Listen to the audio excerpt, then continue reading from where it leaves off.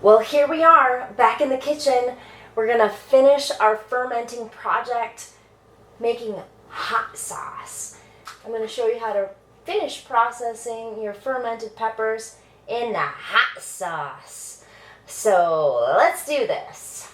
Thai chilies packed in brine, left to ferment for about a week. These do have a fermentation weight inside the jar as well as a pickle pipe on top. This just helps keep the air out of the system so that I don't get unwanted molds or bacteria. Fermentation happens via a lactobacillus bacteria. Open this up. On top of this ferment, I have something that's called Kahm yeast. Kahm yeast, while not desirable, is also not harmful. So I'm simply going to scrape off the Kahm yeast. I'm simply going to pour the brine into another jar here and reserve some of this brine. Put my peppers into a colander. A metal sieve may prove helpful in this. Since I did have a little bit of Kahm yeast form on the top of my ferment, while that is not harmful, I'm very simply going to filter this out using a coffee filter. Just that easy. So here I have my chili peppers. They are lovely and ready to be added to the blender. A brief word of caution when you're dealing with peppers. Sensitive in your hands, you may want to wear gloves. Also, from an aromatic standpoint, I can attest that my nose is tingling right now from the capsaicin. Consider yourself informed. Now the recipe for hot sauce is very simple.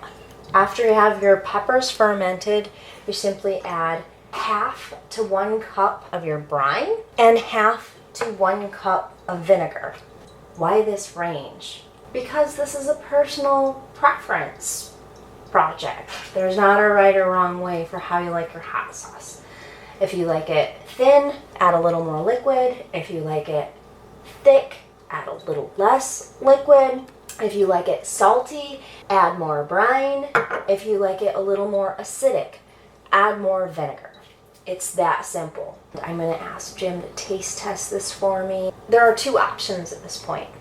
Cook your brine, peppers, and vinegar, bringing to a quick boil and then simmering for about 15 minutes. That will stop the fermentation process, killing the organisms responsible for the fermentation. Or you can bottle the hot sauce straight into a bottle and place into the refrigerator. Not cook your hot sauce. Just a word of caution here that the organisms responsible for fermentation are still alive. So my hot sauce jars are 5 ounces. And I know that I'm going to be able to fill 2 of these from a 1 quart fermentation of these peppers. To make sure that I have enough liquid, I have placed a mark on a mason jar after I have filled and dumped water in this 2 times. So I know that this is my target volume. So just a little kitchen hack, if you will. Now I have my finished product here. You can simply strain this out. A small funnel and a metal sieve will help you strain your hot sauce. Small funnels are your friend in the kitchen.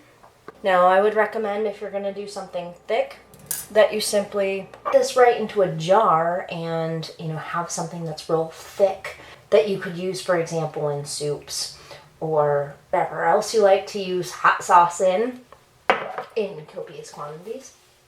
There you go. Just that easy.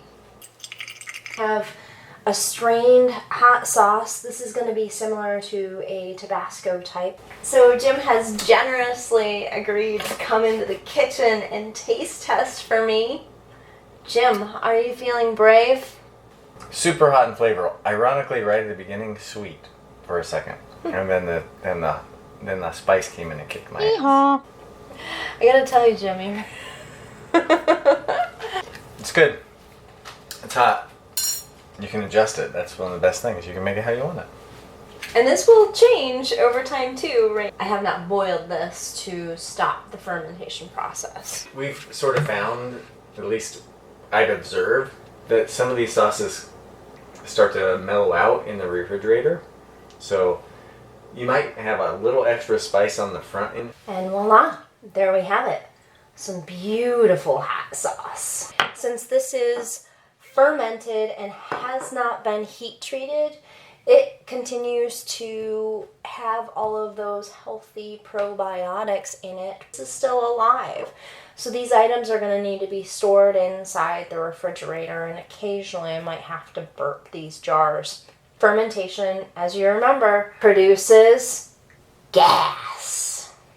An abundance of peppers to hot sauce, fermented pickle jalapeno slices in about 1 week.